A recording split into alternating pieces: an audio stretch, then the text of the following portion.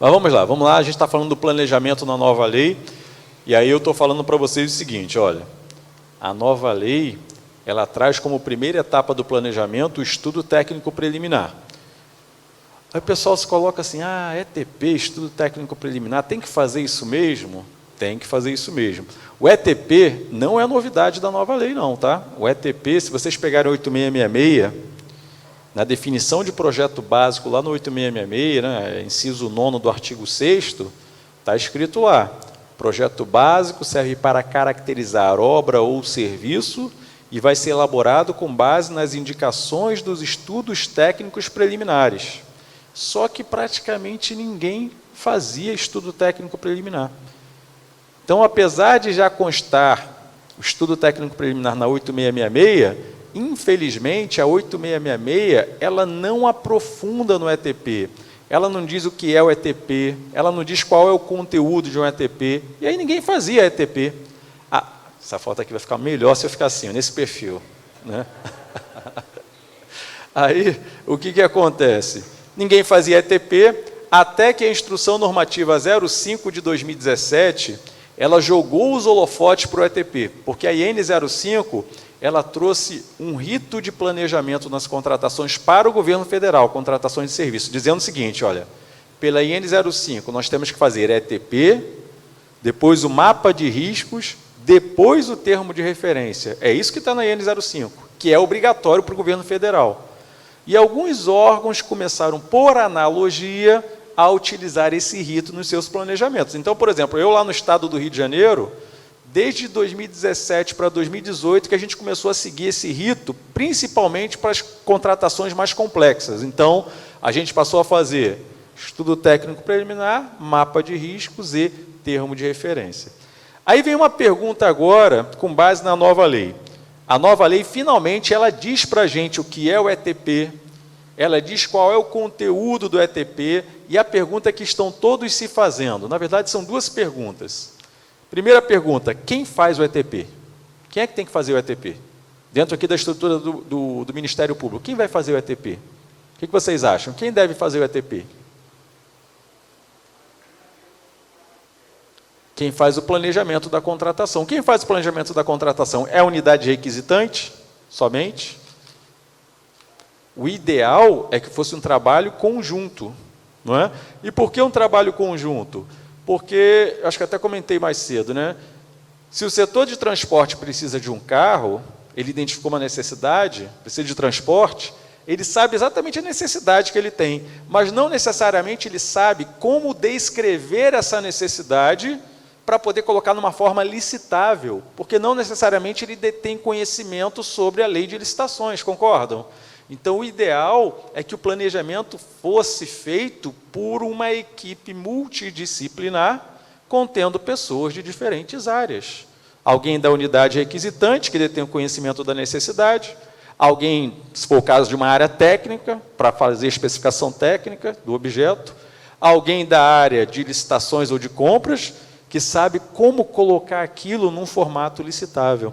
Eu vou dar um exemplo que aconteceu comigo lá no Ministério Público do Rio, lá por um tempão atrás. Eu trabalhei lá de 2006 a 2014. Nós temos lá o Núcleo de Saúde Ocupacional do Ministério Público. E aí lá, a gente tinha um médico que era coordenador há anos e anos e anos, e de repente mudou. Mudou a gestão, mudou o PGJ, mudou a gestão, mudou o responsável. Aí trouxe uma médica do mercado privado para assumir o Núcleo de Saúde Ocupacional. O que essa médica fez? A primeira atuação dela, ela viu lá o setor e falou, preciso modernizar. Aí ela falou que eu preciso fazer compra de alguns materiais médicos hospitalares, alguns equipamentos, poxa, bacana. Aí pedimos para ela escrever lá o termo de referência e tal. O que ela fez? Ela entrou na internet e falou, eu quero essa maca aqui, dessa marca, eu quero isso aqui, desse... Printou tudo, colocou no processo e mandou para o setor de compras. Ou seja, ela sabia exatamente o que ela precisava, mas ela não tinha a mínima ideia de como escrever isso para fazer uma licitação, porque não é o negócio dela. Ela tem culpa disso? Não. A nossa organização que tem que ter ciência e reconhecer que isso existe e montar suas devidas equipes de planejamento para fazer o planejamento adequado das contratações. Esse é o melhor dos mundos. Sabemos que nem sempre isso é possível, por quê? Falta de pessoal, estruturas deficientes, mas eu acho que dá, fazendo uma forcinha dá, não dá? Acho que aqui o Ministério Público tem uma estrutura, acho que dá para fazer, não dá? Então, assim, esse é o melhor dos mundos. Então, quem faz o ETP? Depende de cada regulamento. O ideal é que tenhamos uma equipe de planejamento composta nesse formato que eu acabei de falar, para que a gente possa fazer um planejamento melhor. Então, essa é a primeira pergunta. Segunda pergunta, eu tenho que fazer ETP para qualquer contratação? O que vocês acham? Eu preciso de ETP para qualquer contratação? Eu preciso comprar caneta para o Ministério Público. Preciso fazer ETP? Sim ou não? Não? Essa é uma das polêmicas. Preciso de ETP para tudo, sim ou não? Vou dar a minha resposta particular? Sim, para tudo. E eu vou explicar o porquê, porque isso aí eu peguei, não está saindo da minha cabeça não, isso aí está saindo da live que eu assisti do pessoal do Ministério da Economia, Renato Fenili. Olha o que a lei fala. São 13 campos no estudo técnico preliminar, esse modelo que eu passei para vocês. Só que desses 13 campos, vocês repararam que tem alguns itens em negrito aqui? Repararam? Deixa eu voltar então no começo lá. Repararam que tem alguns em negrito? Dos 13 campos, eu coloquei 5 em negrito. Não foi erro não, tá? Foi proposital. É porque a lei ela fala que esses 13 elementos devem estar contidos no ETP.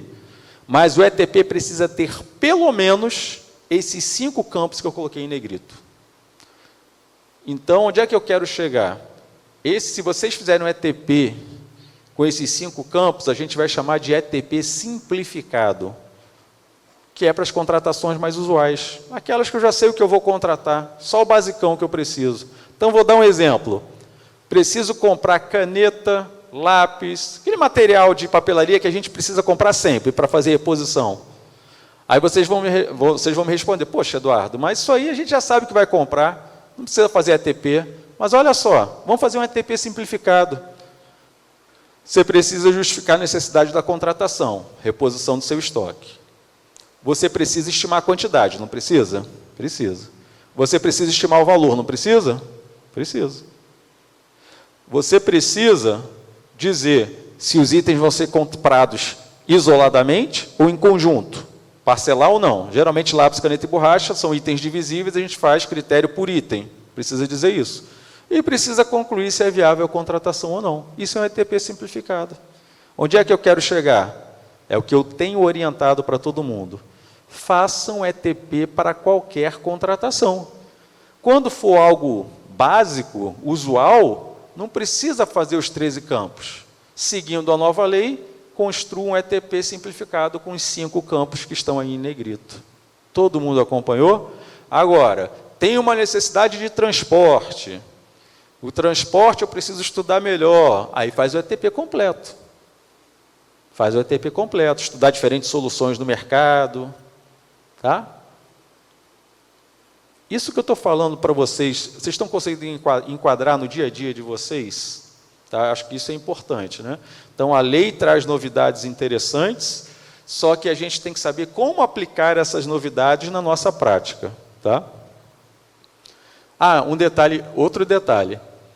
O governo federal já tem regulamento do ETP. Vocês conhecem a EN40?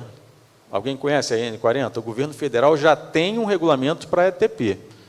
Só que o regulamento do governo federal ele foi escrito antes da nova lei. A EN40 foi publicada em maio de 2020, ou seja, antes da nova lei. Mas, apesar de ela ter sido publicada em maio de 2020, já tínhamos o projeto na nova lei. Aí o governo federal fez o quê? Ele escreveu a EN40 já em convergência com o texto da nova lei. Então, o que nós temos na EN40 do governo federal, basicamente é o que já tem na nova lei aqui. Só que lá o governo federal ele fala que, em alguns casos, o ETP pode ser dispensado. Contratação de pequeno valor, contratação por emergência. Onde é que eu quero chegar, então? Que, ao fazer o regulamento, cada ente federativo pode dizer suas regras. Pode entender, não, não quero que faça ETP para tudo, não. Ou pode entender o seguinte, não, até para as contratações mais básicas, aquelas de pequeno valor, faz o ETP simplificado. Então, isso fica por conta de cada ente federativo. Todo mundo acompanhou? Tá? Outro ponto aqui interessante é isso aqui que já está... Lembra, eu estava lá no artigo 18, né, falando de ATP. Aí, de repente, lá no meio da lei, no 44, já tem outro ponto importante de ATP aí, olha. Quando houver a possibilidade de compra ou de locação de bens, o estudo técnico preliminar, ou seja, o ETP, deverá considerar os custos e os benefícios de cada opção para indicar qual é a melhor alternativa. Transporte é clássico, né? Vou comprar carro ou vou alugar carro? Tem que estudar isso. E onde é que eu vou estudar isso? ETP. Tá? Sendo que agora ainda tem mais opções, como eu falei, né? Alugar carro, comprar carro, transporte por aplicativo. Então, é esse tipo de estudo que tem que ser feito dentro do ETP, estudo técnico preliminar. Agora, vamos lá. Já que a gente está falando de planejamento, primeira etapa do planejamento, dentro do planejamento, eu falei para vocês, olha, a nova lei de licitações, ela dá muita ênfase ao planejamento. Ela fez um negócio bem interessante. Ela separou alguns artigos para planejamento em compras, outros para planejamento em obras e serviços de engenharia e planejamento de serviços. Tá? E é isso que eu vou mostrar para vocês aqui agora. Vamos falar um pouquinho de planejamento em compras, né? O planejamento de compras deverá considerar a expectativa de consumo anual. Então, se eu vou comprar algum bem, se for bem de consumo, eu tenho que ter uma ideia do meu perfil de consumo para poder saber o quanto que eu preciso comprar. E ela coloca, observando o seguinte, condições de aquisição e pagamento semelhantes ao setor privado. Isso aí eu acho que não deveria constar na lei, porque isso aí é impossível, é uma utopia. O mercado privado paga e recebe depois. Não é assim que quando a gente compra alguma coisa, a gente paga primeiro e recebe depois. Mercado público, a gente faz uma porção de regras, não é, no edital, exige que a empresa participe de um processo seletivo, documento de habilitação, aquela coisa toda. A empresa, se ganhar a licitação, ela vai entregar primeiro o objeto, e eu digo para ela, vou te pagar lá na frente, né? 30 dias, 40 dias. É óbvio que isso impacta no preço, concordam? É óbvio que isso impacta no preço. Então, se eu tivesse escrito a nova lei, eu não colocaria esse primeiro inciso aqui. Condições de aquisição e pagamento semelhantes ao do setor privado. Não existe isso, mas tudo bem, faz parte. Processamento por meio de sistema de registro de preços quando pertinente. Vamos fazer uma comparação com a 8666? A 8666, lá no artigo 15, ela coloca assim, as compras, sempre que possível, deverão ser processadas pelo sistema de registro de preços. Uma interpretação literal desse texto da 8666, sempre que possível, devo comprar pelo SRP, o que o legislador está querendo dizer? Dê preferência ao SRP quando for fazer uma compra. Não é isso? É isso que o legislador está dizendo na 8666. Aqui já é diferente. O que o legislador está dizendo? Se for pertinente, ou seja, quando for pertinente, faça a compra pelo registro de preços. Então, olha, ele joga a bola para quem está planejando. Você faça o seu planejamento. Se você entender que é pertinente, você utilize um procedimento auxiliar chamado registro de preços. E a gente vai, aqui no nosso curso, a gente vai aprofundar no registro de preços. Porque o que a lei nova ela fez? A lei nova, ela pegou o decreto federal do registro de preços, que é o 7892 de 2013, basicamente transcreveu o decreto para dentro da lei. Só que ela fez algumas mudanças interessantes. Então, mais tarde, quando a gente falar de procedimentos auxiliares, em outro dia lá, na frente do nosso curso, a gente vai aprofundar no registro de preços. Determinação de unidades e quantidades a serem adquiridas em função do consumo e utilização prováveis. Esse texto aqui é idêntico da 8666, não mudou nada. Então, se eu vou quantificar um objeto que eu quero comprar, se for bem de consumo, eu tenho que entender o meu perfil de consumo. Então, se eu quero comprar papel A4 aqui para o Ministério Público, eu tenho que olhar para o passado, ver, entender qual é o meu perfil de consumo e fazer uma pré-visão para o futuro. E é claro que a gente tem que considerar outras coisas, né? Por exemplo, ano passado, retrasado, eu tinha mais processos físicos, agora os processos são eletrônicos totalmente, então vai ter uma redução do consumo de papel. Eu tenho que observar o contexto como um todo. Mas a lei deixa claro que a gente tem que olhar o consumo e a provável utilização. Eita, está indo rápido demais isso aqui, vamos lá. Pronto. Tem que olhar também o seguinte, se lembra que eu mostrei a portaria de governança do governo federal? e tem lá como instrumento de governança a minha política de estoque, então eu tenho que saber, olha, como é que eu trabalho, como é que é o almoxarifado de vocês aqui, do Ministério Público? É um almoxarifado só aqui em Palmas que atende ao estado todo? Cada local, cada comarca tem seu almoxarifado? Como é que funciona? Central, né? Então, isso significa dizer que qualquer compra que o Ministério Público de Tocantins faça, a entrega vai ser aqui em Palmas. E a responsabilidade de entregar nas comarcas é do próprio MP. Não é? Então, isso é uma política de estoque, concordam? Então, com base nessa política é que vocês vão fazer o planejamento. Será que não valeria a pena ter um pequeno estoque em cada comarca? Não sei, isso precisa ser estudado. Então, isso também é planejamento, né? Isso precisa ser estudado. Então, está funcionando bem hoje em dia? Funciona bem? Então, tá bom, né?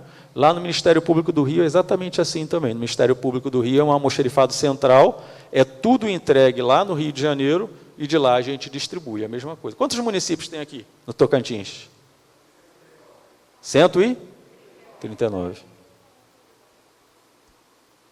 Lá no Rio são 92. O Rio de Janeiro é menorzinho, né?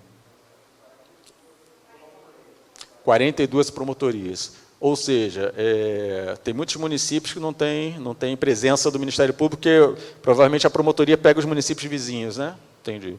Lá eu não sei dizer, lá eu acho que dos 90, eu acho que praticamente todos têm, eu não tenho certeza não, tá? Mas acho que a maioria tem sim presença do Ministério Público, mas não posso afirmar, realmente não tenho esse conhecimento. Continuando aqui, então, já vi acontecer uma coisa que tem tudo a ver com esse inciso 4. Uma vez um órgão público planejou uma contratação, era de material de escritório, só que o órgão público pediu para entregar, que para a empresa ganhadora teria que entregar a quantidade completa, ou seja, entrega imediata e integral dos bens. Só que eles esqueceram de ver se o almoxarifado tinha capacidade para armazenar tudo, e não tinha.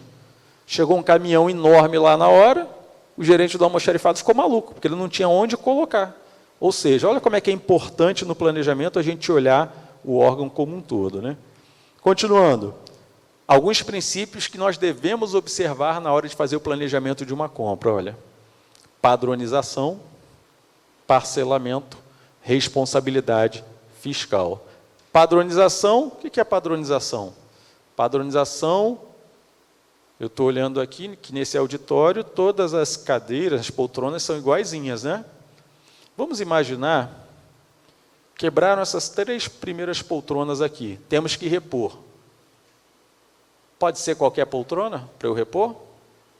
Não está padronizado aqui esse formato, essa cor, essa...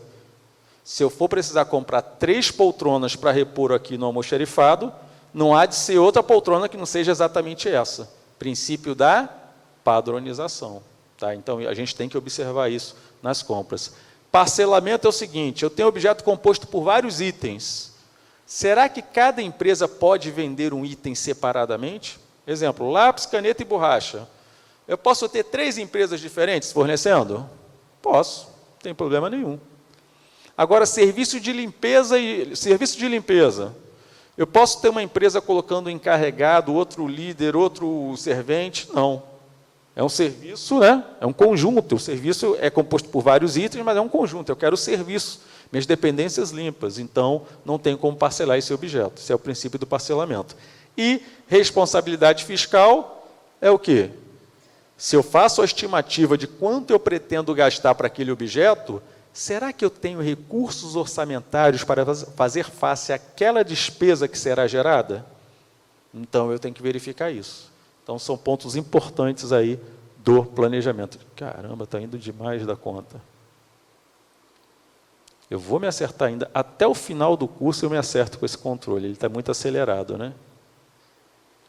Foi. Não, tem alguma coisa errada, não é possível. Pum. Foi. Na aplicação do princípio do parcelamento, referente às compras, deverão ser considerados, né? Então, o que é o parcelamento mesmo? Quando eu tenho um objeto composto por vários itens, eu tenho que definir no meu planejamento se o julgamento vai ser por item, se vai ser global, se vai ser por lote. Vou dar um exemplo aqui. Estava lá no TCE, Aí a comunicação social montou um termo de referência para comprar máquina fotográfica digital. Só que era máquina com alguns acessórios. Era máquina digital, bateria, case, tripé, lente. Só que na hora de eu fazer o edital, eu não sabia se era para fazer por item ou se era para fazer global. Então, como é que eu vou saber? Depende das especificidades de cada item do objeto.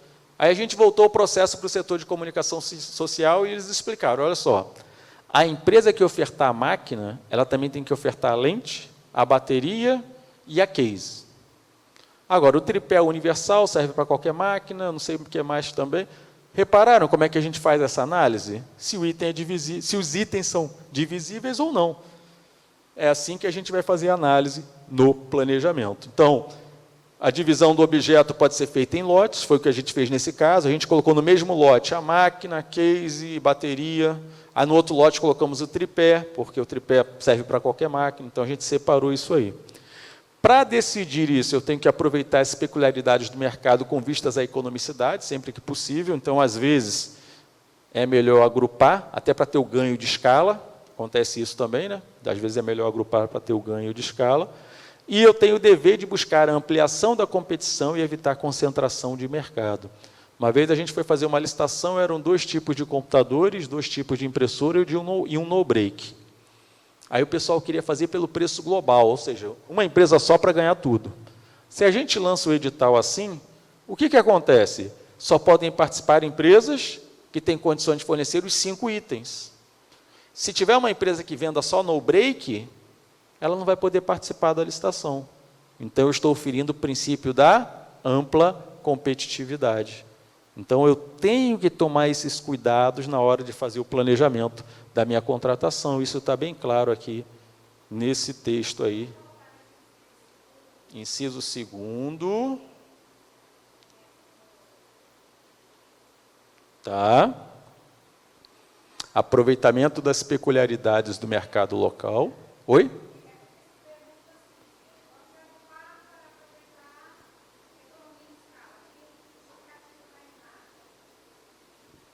Só isso é muito simples, muito.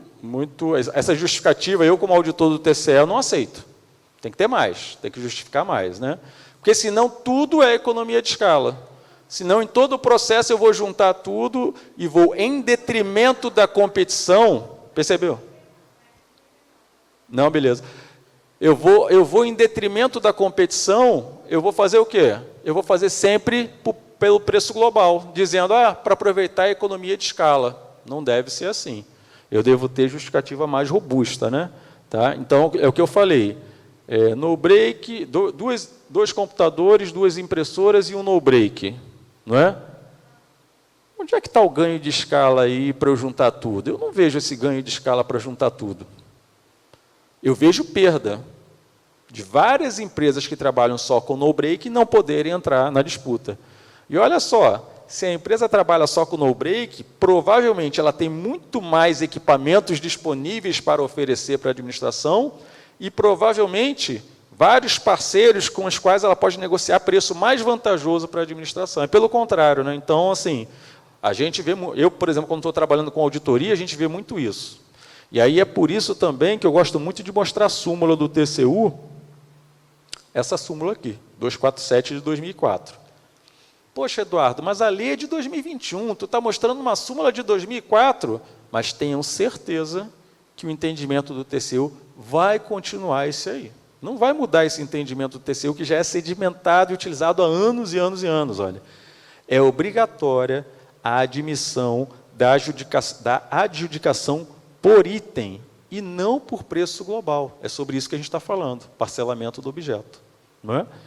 Nos editais para contratação, e para qualquer contratação, obras, serviços, compras, alienações, cujo objeto seja divisível, é o que eu estou explicando para vocês. Se eu tenho um objeto composto por vários itens, e são itens divisíveis, então qual é a regra colocada pelo TCU? Faça disputa por item, para aumentar a competitividade. Essa é a regrinha lá da súmula. Entretanto, toda regra tem a sua exceção. Está lá. Desde que não haja prejuízo para o conjunto ou complexo do objeto. ou perda de economia de escala, tendo em vista o objetivo de propiciar a ampla participação de licitantes. Então, esse entendimento do TCU vai continuar. Inclusive, a nova lei, ela coloca aqui, situações em que o princípio do parcelamento vai ser afastado, com base nesse entendimento do TCU. Foi o que eu falei para vocês, olha, a nova lei tem um negócio bacana. Muitas coisas que já estão testadas na prática, ela trouxe para o corpo dela. Entendimentos do TCU que já estão sedimentados, ela trouxe, ela incorporou no texto da nova lei. Então, olha, em que situações que nós não vamos adotar o parcelamento? Olha a economia de escala. Quando a economia de escala, a redução de custos de gestão de contratos, ou a maior vantagem na contratação, recomendar a compra do item de um mesmo fornecedor. O que eu escuto mais falar lá no Rio de Janeiro é redução dos custos de gestão de contratos. O pessoal me fala assim, poxa, professor, eu tenho 10 itens. Se eu fizer por item, eu posso ter 10 empresas vencedoras, 10 contratos. Cada contrato eu tenho que publicar na imprensa oficial. Então, multipliquei o custo de publicação por 10. Aí eu tenho que gerir isso tudo, cada contrato com um fiscal, não é? Então, a gente tem que analisar também isso aí, para ver se vale a pena ou não. Outro ponto importante, isso, com viés mais prático, fui fazer a licitação na época também lá no MP, material de manutenção predial. Parafuso, porca, arruela, aí tem parafuso de meia polegada, 1/4 de polegada, 3/4. Já imaginaram, são 400 e poucos itens, já imaginaram fazer isso por item? Surreal. Primeiro, que pode acontecer de uma empresa ganhar só um item. Já imaginou se uma empresa entra para ganhar vários itens, ela só ganha para entregar o parafuso de meia polegada? Ela não vai entregar. Já imaginaram eu ter aí acabou o parafuso de meia polegada. Aí eu vou ter que abrir uma planilha para saber qual é a empresa que tem que fornecer. Olha a gestão disso como é complexo. Então, na hora de nós fazermos o planejamento, temos que pensar em tudo isso. Fizemos em lotes. Elétrica, marcenaria, hidráulica, fizemos assim. E é assim que a gente tem licitado. Tá? O objeto a ser contratado configurar sistema único e integrado e houver a possibilidade de risco ao conjunto. Então, se o objeto é único e integrado, controle de acesso do meu prédio público. Tem catraca, tem crachá, tem sistema de TI para câmera, aquela coisa toda. Eu não posso ter uma empresa entregando a catraca, outra fazendo crachá. É um sistema único. Então, não há que se falar em parcelamento. E o processo de padronização ou de escolha de marca levar a fornecedor exclusivo. Não é? Se eu tenho a cadeira, sei lá, um objeto padronizado e só tem um fornecedor para aquele objeto, ou para aqueles objetos, não há que se falar em parcelamento. Outro ponto importante quando a gente vai fazer o planejamento de uma compra. A gente está, eu ia falar careca de saber, mas é melhor não tocar nessa palavra careca. A gente está cansado de saber que na 8666, o que acontece na 8666? A gente não pode dizer a marca, não é isso? Eu não posso, a princípio, a regra, eu não posso veicular a marca. Como é que fica isso na nova lei de licitações? A mesma coisa. Porque quando eu veiculo a marca, geralmente eu estou fazendo o quê? Estou direcionando, concordam? Se eu estou dizendo a marca, eu estou direcionando para alguém. Então, a regra é a mesma. No caso de licitação que envolva o fornecimento de bens, a administração poderá excepcionalmente. Então, a regra é, não pode veicular a marca. Excepcionalmente, ela poderá indicar uma ou mais marcas ou modelos, desde que formalmente justificado e nas seguintes hipóteses. Então, vejam que, enquanto a 8666, olha a questão da segurança jurídica que eu falei para vocês.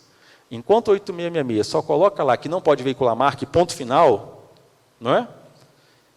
Aqui, a nova lei de licitações, ela fala, olha, a regra não pode veicular marca, mas em alguns casos, você pode dizer a marca. E ela diz quais são os casos. Então, isso dá mais segurança para o gestor público.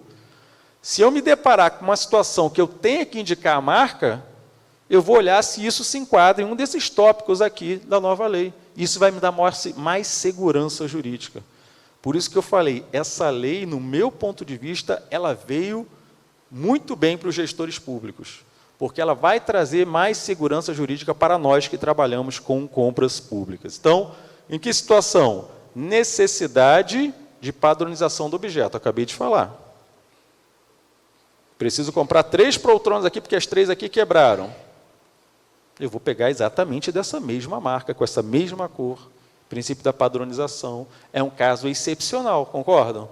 Agora, vou montar um auditório novo para o Ministério Público, com 100 lugares, licitação aberta. A poltrona que ganhar, vai ganhar e eu vou colocar lá. Olha a diferença. Perceberam a diferença? Tá? Em decorrência da necessidade de manter a compatibilidade com plataformas e padrões já adotados. Eu lá no TCE, a gente ainda utiliza o sistema operacional da Microsoft, os sistemas da Microsoft. Então, se eu tiver que comprar 10 computadores, eu vou precisar de 10 licenças de sistema operacional para esses computadores funcionarem. Eu tenho 2.000 computadores rodando lá Windows 10, sistema operacional. Qual vai ser o software que eu vou comprar para esses 10? O Windows 10. Até para ele se comunicar com os demais computadores da minha rede. Então, eu tenho um motivo plausível para indicar a marca. Tem mais. Quando determinada marca ou modelo comercializados por mais de um fornecedor forem os únicos capazes de atender as necessidades do contratante, pode acontecer, eu tenho minha necessidade muito bem especificada, aí lá no ETP eu fui ao mercado para ver quais são as soluções existentes, só tem uma marca que atende. Se só tem uma marca que atende, eu vou veicular a marca, certo? E se tem várias empresas que fornecem, licitação normal. Se só tem uma empresa que fornece, inexigibilidade de licitação. E quando a descrição do objeto a ser licitado puder ser mais bem compreendida pela identificação de determinada marca ou determinado modelo, para servir como referência. Isso a gente já conhece, isso aqui o Tribunal de... Aí que eu falo, né? Isso aqui, olha aqui, ó, é um acórdão de 2010 do TCU, possibilitando que a gente utilize marcas de referência. Isso não tem na 8666. Uma decisão do TCU. Aí, quando eu fazia isso no meu edital, eu não tinha como citar a lei, porque a lei não dizia nada. Aí eu tinha que me remeter ao acórdão do TCU. Agora está na lei. Vai ficar melhor para a gente fazer. Fica melhor para a gente planejar. O que é isso aqui? Quero comprar tinta para o meu órgão público. Eu tenho pintor, eu quero comprar só a tinta. Aí eu vou especificar tecnicamente a tinta que eu quero comprar, padrão de qualidade, tudo aquilo. Só que eu conheço 3 marcas que me atendem qualitativamente. Coral, Sherwin-Williams e Suvinil. Eu posso colocar essas marcas como marcas de referência, desde que seguidas daquelas expressões ali. Ou equivalente, ou similar, ou de melhor qualidade. Tá? Não quer dizer que eu só vou contratar se for aquela marca. Isso aí é apenas uma orientação de padrão de referência. Se dentro da licitação chegar uma empresa com uma outra marca e ela disser na proposta dela que ela atende a todos os requisitos que eu coloquei no TR, eu não posso desclassificar a empresa. Aí o que eu faço nesses casos? É por isso que a gente pede amostra. Todo mundo sabe que pode pedir amostra, né? No edital. A empresa entregou uma marca desconhecida. Mas, na proposta, ela diz que atende a todos os requisitos do meu termo de referência. Aí, no edital, eu coloquei a apresentação de amostra em X dias para a gente testar. Testo aquela tinta, se a tinta for aprovada, beleza, essa empresa a proposta dela vai ser aceita. Se a tinta dela não for aprovada, ela vai ser reprovada. E aí ela vai ser desclassificada e a gente parte para a segunda. É assim que funciona.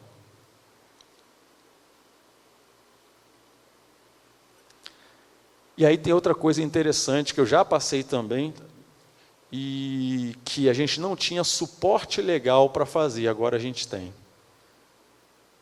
Há um tempo atrás a gente fez licitação para comprar cartucho para impressora jato de tinta. Aí ganhou uma empresa com cartucho aqueles compatíveis, não era o original, era aquele compatível. Compramos, adquirimos, colocamos nas impressoras, 6 meses depois, tragédia nas impressoras. Né?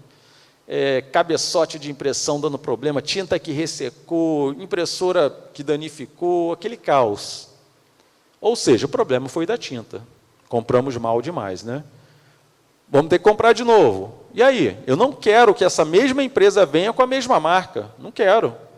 Só que pela 8666 eu não tinha respaldo para poder impedir isso. Olha que coisa.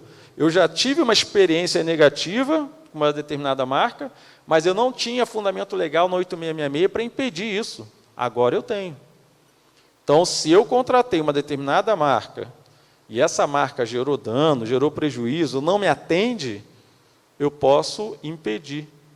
Vedar a contratação de marca ou produto quando, mediante processo administrativo, óbvio, eu tenho que fazer um processo administrativo, instruir bem esse processo, contar toda a história, provar tudo o que aconteceu para poder vedar a participação dessa marca. Está comprovado que produtos adquiridos e utilizados anteriormente não atendem a requisitos indispensáveis ao pleno atendimento. Eu que chamei aqui de experiência negativa comprovada. Tá? Então, isso também é bem interessante, é bem legal. É muito comum o pessoal perguntar isso. Professor, tem uma marca que só me traz problema. Agora você vai ter como vetar essa marca, desde que tenha esse processo administrativo bem configurado. A questão de amostra que eu falei para vocês também tem respaldo na nova lei, não tem na 8666. Na 8666 a gente já pede amostra há um tempão. Não tem escrito na 8666, não tem escrito na lei do pregão. A gente pede a amostra porque os órgãos fiscalizadores têm orientado para isso, né? Agora está no texto da lei. Exigir amostra ou prova de conceito do bem no procedimento de pré-qualificação permanente. Depois a gente vai falar de pré-qualificação, que é um procedimento auxiliar, na fase de julgamento das propostas ou de lance, ou no período de vigência do contrato ou da ata de registro de preços, desde que previsto no edital e justificada a necessidade da sua apresentação.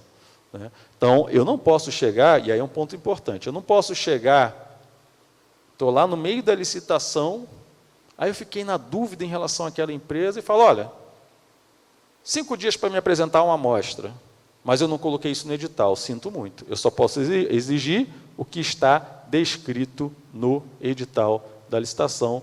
Justamente qual é o objetivo? O objetivo é que eu falei para vocês mais cedo. Licitação, eu não estou buscando apenas o menor preço, não é isso? Eu estou buscando qualidade e preço. E para eu verificar a qualidade, muitas vezes eu tenho que testar o produto que a empresa está propondo. Para isso serve a exigência da amostra, para que eu possa verificar a qualidade do objeto que essa empresa está apresentando em sua proposta. E o tal do princípio da padronização, esse já existe na 8666. Só tem um problema. Quase ninguém faz padronização.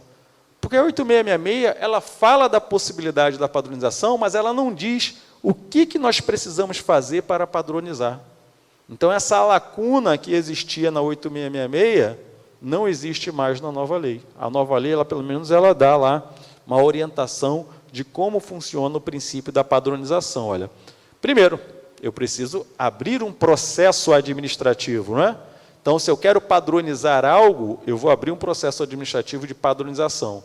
Eu preciso de um parecer técnico sobre o produto. Esse parecer, né, considerará as especificações técnicas, estéticas, desempenho, análise de contratações anteriores, custos e condições de manutenção. Eu preciso ter uma informação motivada da autoridade superior com a adoção daquele padrão. O pessoal cisma em falar em despacho. Eu não gosto dessa palavra despacho, né? Então, informação técnica lá da autoridade.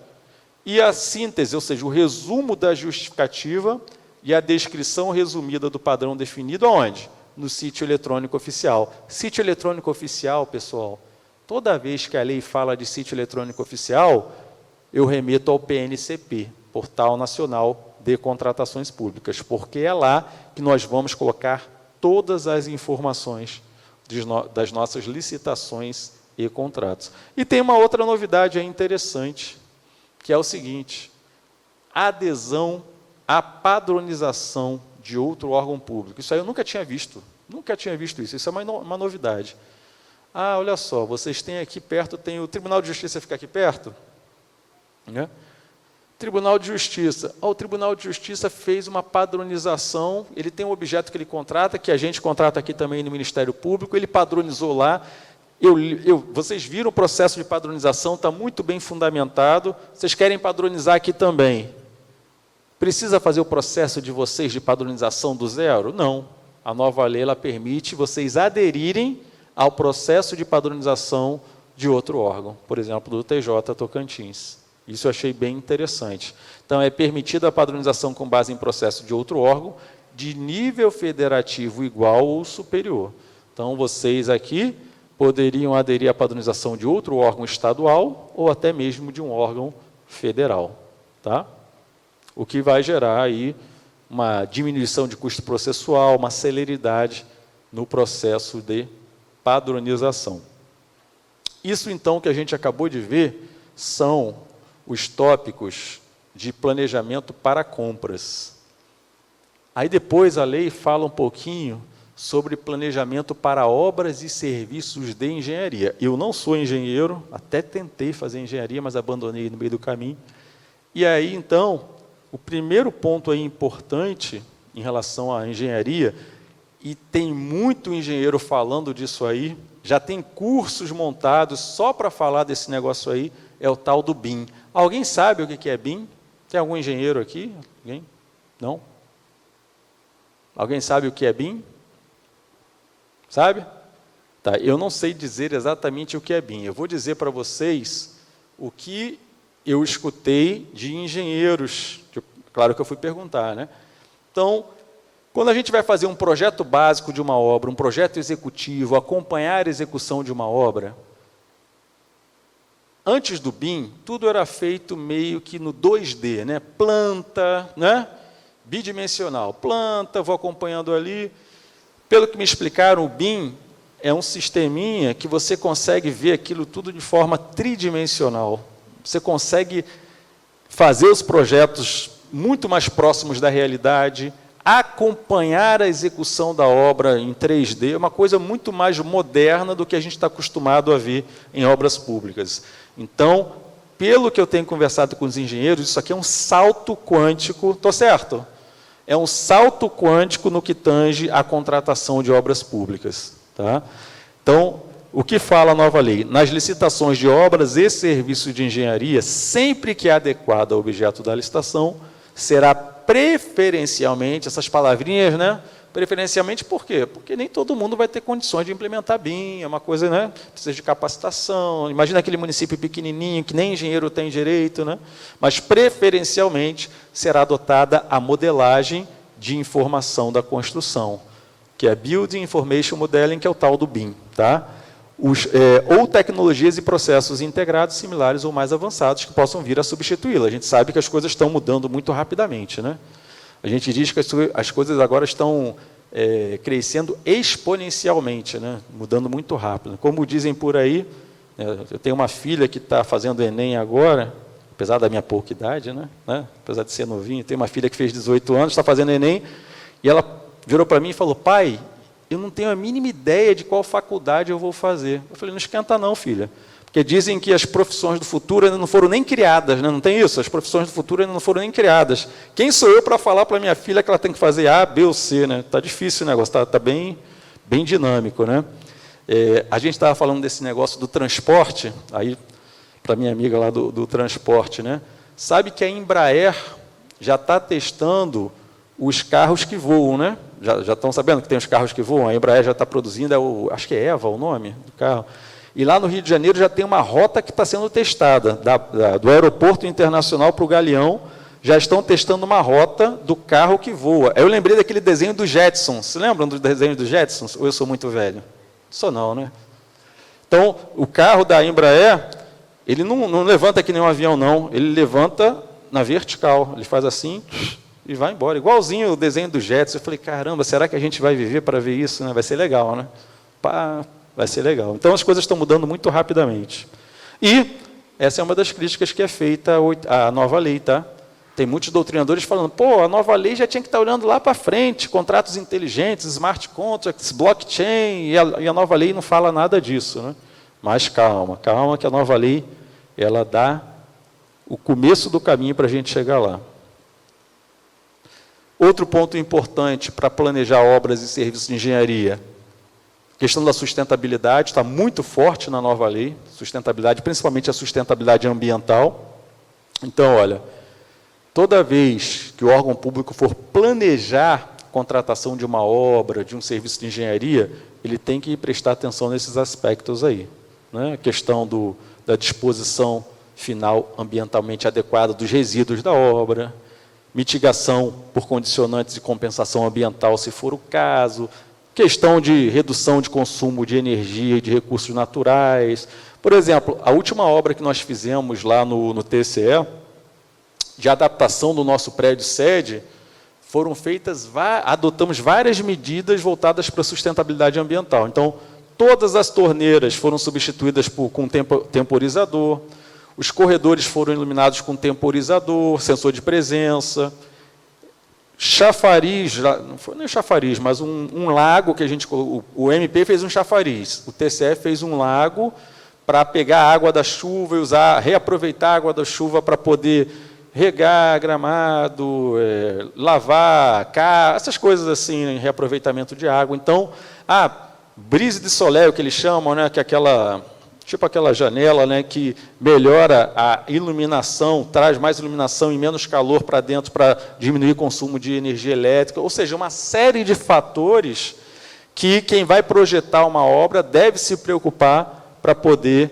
né, obedecer a esses quesitos aqui. A questão social também, olha, a acessibilidade, né, que a gente chama de PNE para os portadores de necessidades especiais.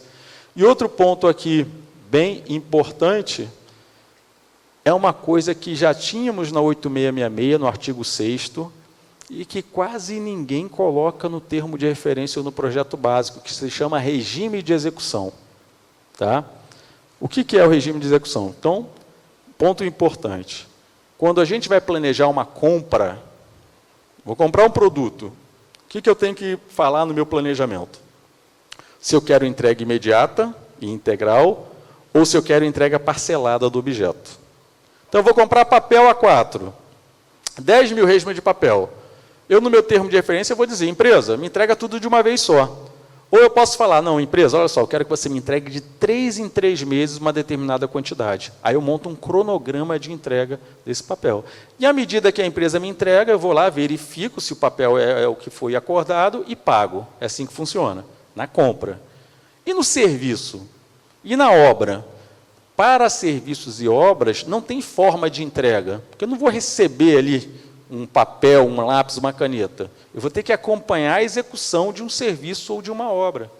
Então, a 8666, no artigo 6º, ela nos apresenta 4 regimes de execução. Empreitada por preço unitário, empreitada por preço global, tarefa e empreitada integral. Esses 4 regimes estão na 8666. Foram repetidos aqui na nova lei. Só que a nova lei trouxe mais 3 regimes. Um deles já tem no RDC, que é a contratação integrada, tem no RDC. Aí, na lei das estatais, tem a integrada e a semi-integrada, então isso foi puxado dessas experiências passadas. Tá? Experiências passadas foi muito bom, né? E a novidade aqui mesmo é esse tal de fornecimento e serviço associado. Então, vou falar muito rapidamente sobre esses regimes aí. O que é empreitada por preço unitário? A maioria das contratações que nós fazemos hoje, ou é empreitada por preço unitário, ou é empreitada por preço global. O que é empreitada por preços unitários? Vamos pensar numa obra. A obra tem uma planilha, dizendo todos os itens da obra que a empresa vai executar com as suas quantidades. Quando é empreitada unitária, todo mês a empresa executa uma parte da obra e ela apresenta para o fiscal uma planilha de medição. O que ela vai dizer nessa planilha de medição? Cada item e sua respectiva quantidade que foi instalada naquele mês. Qual é a função do fiscal? Ir lá em loco e ver se aqueles itens, naquelas quantidades, foram instalados. E o órgão público paga exatamente pelos itens que foram executados. Isso é empreitada por preço unitário. Todo mundo entendeu? Então, para cada item, a empresa executa, me mostra que executou e eu pago por item. Isso é regime de execução unitário. Certo? O que seria, então, o regime de execução empreitada por preço global? Quando eu tenho uma maior precisão do meu objeto, uma obra, por exemplo, eu posso separar essa obra em etapas. E aí eu não preciso, durante a execução, ficar olhando item por item. A empresa comprova para mim que executou a etapa 1. A etapa 1 é composta por vários itens, mas ela comprova que executou a etapa 1 e eu vou lá e pago globalmente aquela etapa 1. Eu não preciso ficar olhando item por item. Isso é empreitada por preço global. Outro regime de execução é contratação por tarefa. Contratação por tarefa é o seguinte, um exemplo clássico é o que eu vi acontecer lá na Marinha. A Marinha tem um ambiente lá no interior de São Paulo com vários prédios iguaizinhos. E ela queria contratar uma empresa para pintar esses prédios. Se não me engano, era meia dúzia de prédios. Iguaizinhos. Ela queria fazer a pintura da fachada, a pintura externa. Então, ela compôs lá e chamou que cada pintura de cada prédio seria uma tarefa. Então, um mês, a empresa executou a pintura de um prédio. Então, ela fez uma tarefa, eu pago o preço daquela tarefa. Outro mês, a empresa fez 2 tarefas, fez 2 prédios, eu pago o preço daqueles 2 prédios. Isso é contratação por tarefa. E a contratação integral, empreitada integral, ela é mais complexa. Integral é o seguinte, geralmente para grandes contratações de infraestrutura. Então, vou dar um exemplo bem lá do Rio de Janeiro. Linha do metrô. O governo do Estado do Rio de Janeiro quer construir mais uma linha do metrô. O que precisa para ter a linha do metrô? Precisa de uma empresa para escavar, uma empresa para colocar o trilho, uma empresa para refrigerar, uma empresa para dar o trem do metrô, uma empresa para isso. Várias empresas para entregar a solução pronta. Então, eu poderia fazer isso com várias licitações ou fazer uma licitação só, cujo objeto é o quê? Linha do metrô pronta. E aí eu não tenho uma empresa só, eu tenho um consórcio de empresas. Empresas vão se consorciar para poder entregar a linha do metrô pronta. Isso é empreitada integral. Sempre lembrando, né? O que eu quero é o resultado, né? Eu não quero uma parte, eu quero a linha do metrô pronta. Então, é melhor usar a empreitada integral. É o que os engenheiros chamam de turnkey. Quando o consórcio de empresas estiver pronta a linha do metrô, ele vai virar a chave, vai estar tudo funcionando e vai entregar isso para a administração. Tá? Então, esses 4 regimes que eu acabei de falar já existem na 8666. O que vem de novo? Contratação integrada. O que é a contratação integrada?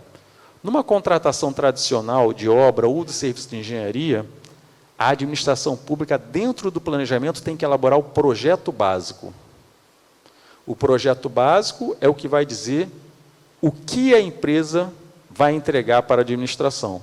Então, se eu quero construir um prédio novo do Ministério Público lá em Araguaína, eu vou fazer uma licitação para construir um prédio novo, e essa licitação eu vou montar um projeto básico. O pessoal do planejamento do Ministério Público vai escrever o projeto, o engenheiro, né, vai escrever o projeto básico, e esse projeto básico vai ser anexado ao edital. Isso é o que a gente está acostumado a ver. Só que, em algumas situações, o objeto é complexo e a gente não tem na estrutura do Ministério Público pessoas com conhecimento para escrever o projeto básico. Nesses casos, o que eu posso fazer? Uma contratação integrada. Eu faço apenas um anteprojeto, dizendo basicão do que eu quero. Olha, eu quero um prédio novo lá em Araguaína, que tenha isso, isso e isso. A empresa que ganhar a licitação, ela ficará responsável por fazer o projeto básico, entregar o projeto básico à administração. A administração vai aprovar aquele projeto básico, ou não, né, vai pedir ajustes, mas a princípio vai aprovar aquele projeto básico, e essa mesma empresa que ganhou a licitação e fez o projeto básico, ela também vai executar a obra. Isso é contratação integrada. Isso surgiu no RDC. Deu certo lá, o pessoal trouxe para a nova lei. E o que é a semi-integrada? A semi-integrada é o seguinte, o Ministério Público faz o projeto básico, mas ele reconhece que, a depender da empresa, existem metodologias diferentes de execução. Então, ele permite que o projeto básico seja flexível. O que significa isso? A empresa que ganhar a licitação pode fazer ajustes no projeto básico. Então, ela modifica o projeto básico, apresenta à administração, e se a administração aprovar, vai ser executado esse novo projeto básico ajustado. Por isso, é semi-integrada. Todo mundo acompanhou? Tá?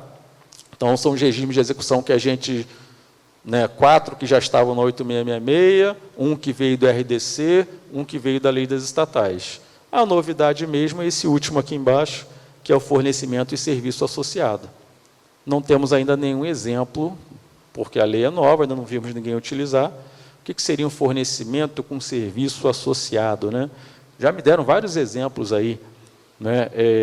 Por exemplo, em hospital público, fornecimento de gases medicinais com serviço associado de manutenção, ou seja, já me deram vários exemplos aí, né? Um equipamento que seja comprado pela administração pública e é necessário que a empresa manuseie, que é um equipamento de grande porte, então é algo nesse sentido. Tudo bem?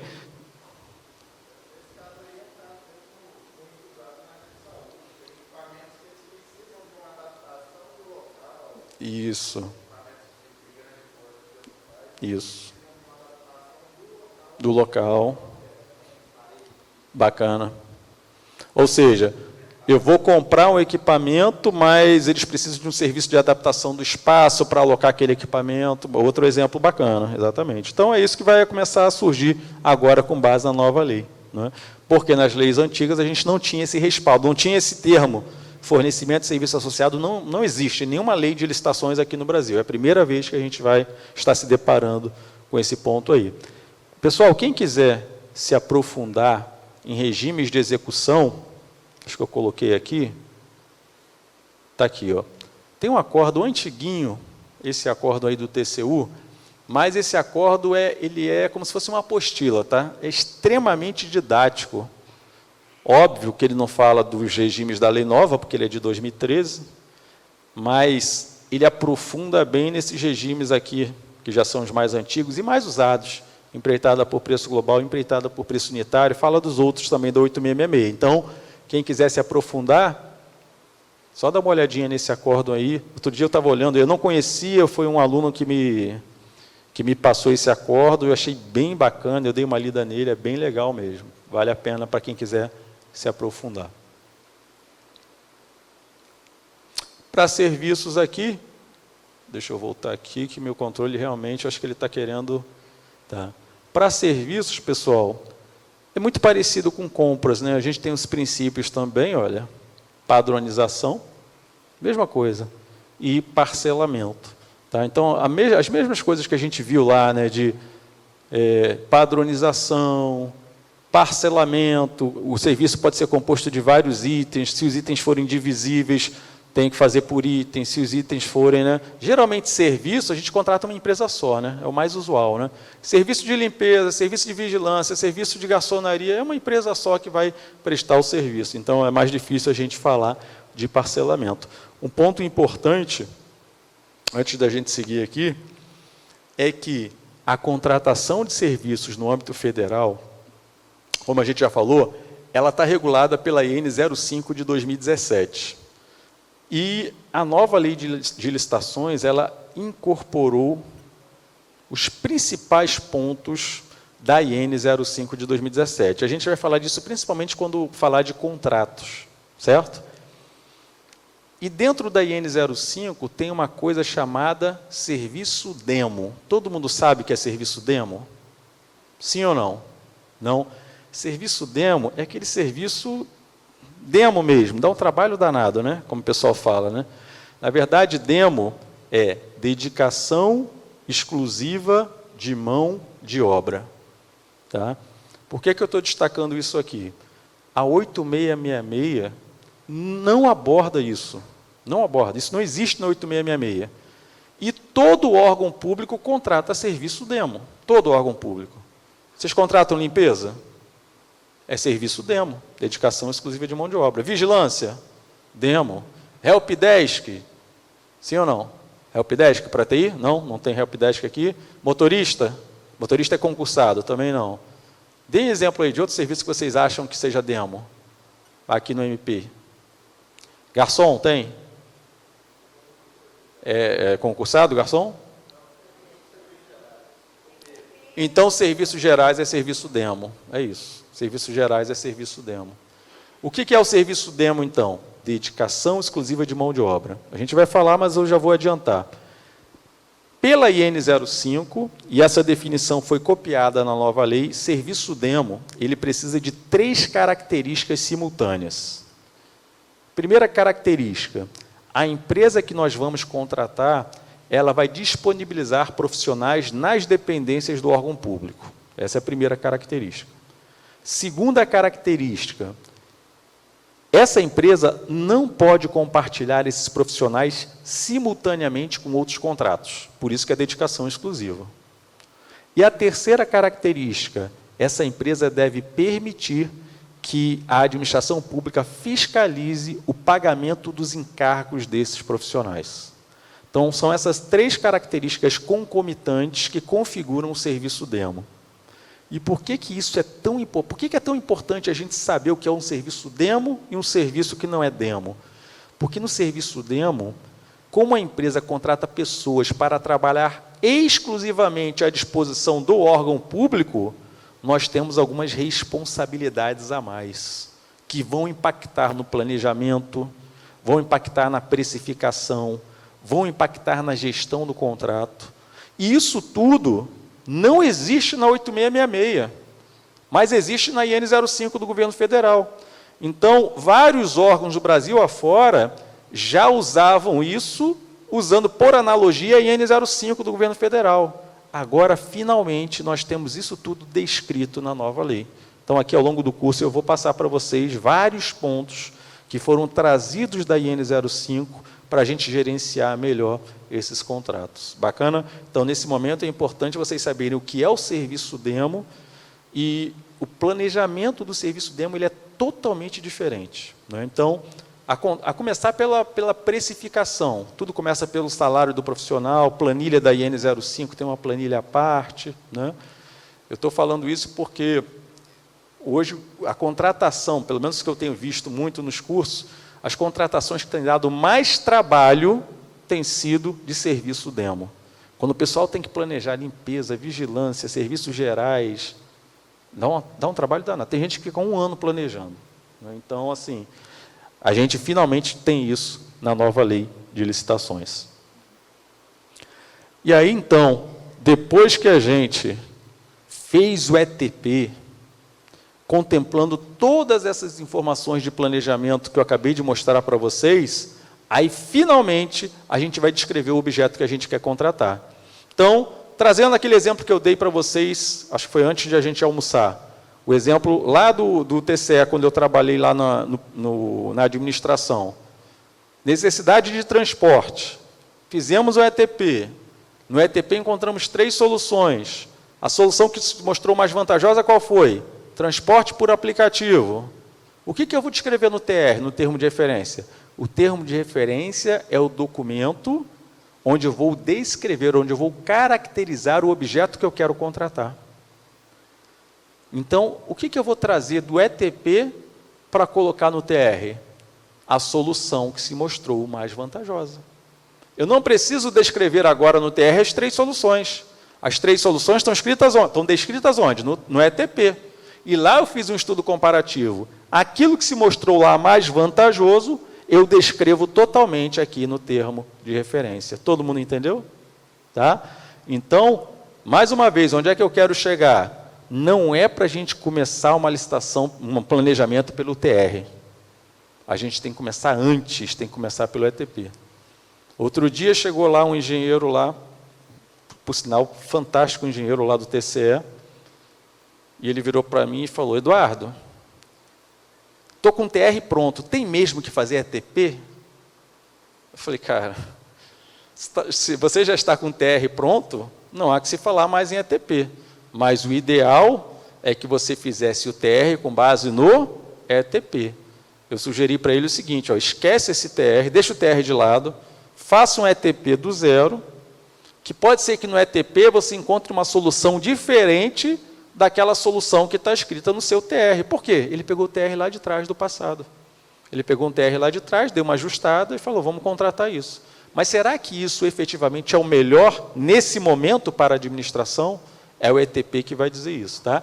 Então, termo de referência vem depois.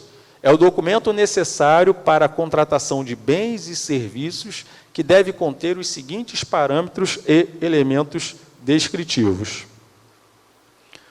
Quais são as informações que nós teremos no termo de referência?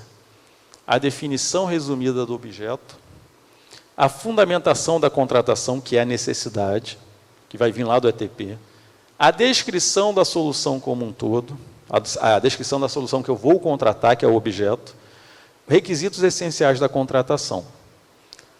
Esses 4 tópicos aqui, eles vêm Ctrl+C, Ctrl+V do ETP. Ou seja, o que eu escrevi no ETP, eu trago para cá, esses 4 primeiros elementos. Todo mundo enxergou? Não são 13 campos do ETP? Daqueles 13 campos, esses 4 primeiros do TR são lá do ETP. O que eu escrevi lá, eu trago para cá. Aí depois eu vou complementar. O que mais que eu tenho que colocar no TR? Modelo de execução do objeto, como é que vai ser executado esse objeto, como é que vai ser acompanhada e fiscalizada a execução do contrato, ou seja, como é que vai atuar o fiscal, como é que vai atuar o gestor, isso vai estar no TR. Pessoal, 5 minutinhos então, só para a gente resolver aqui a questão da projeção, daqui a pouco a gente